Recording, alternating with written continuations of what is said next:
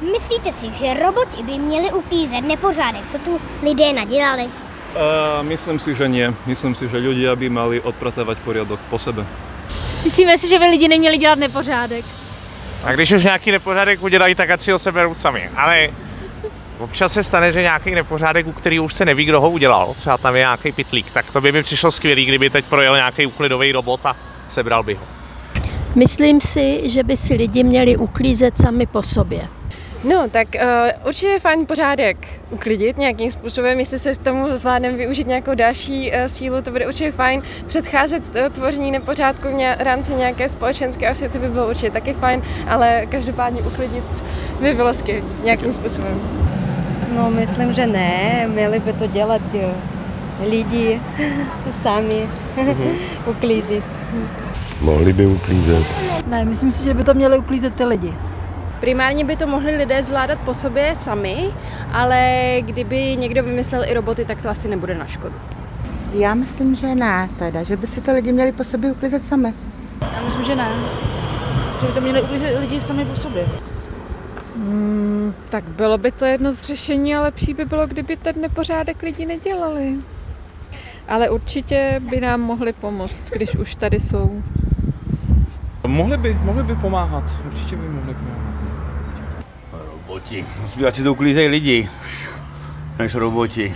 Kdyby roboti rozhodovali, co je pro planetu dobré, poslouchal byste je, i kdyby to zakázalo jezdit autem? Akože ja nie som veľký fanúšik aut, takže bol by som celkom za ten zákaz. Ale myslím si, že nie je dobré, aby mali 100% kontrolu. Myslím si, že trochu je dobré sa nad tým zamyslieť. Kdyby se všichni domluvili, že nebudeme jezdit autem, tak já jsem připravený se toho vzdát. Já taky. To nevím. To se omlouvám, ale to nevím. No, myslím, že ne, zakázat jezdit autem ne. Ne, neposlouchali.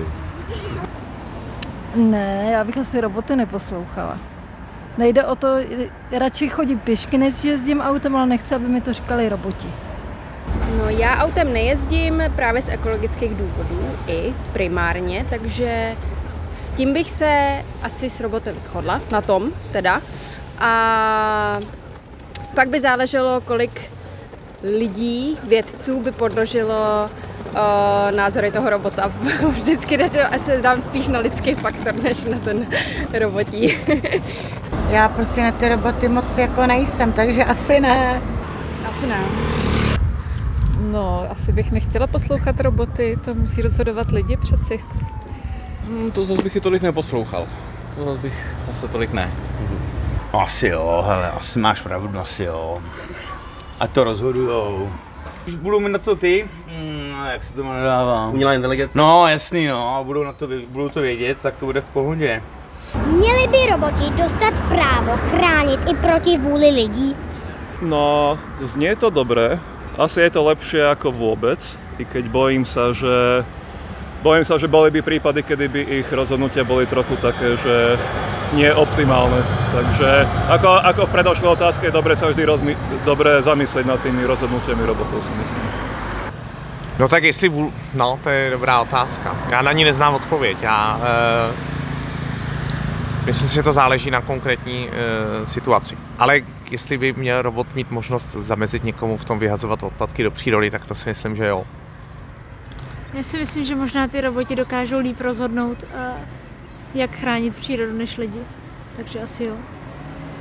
To by neměli. To ne, neměli by. Je tak 50/50.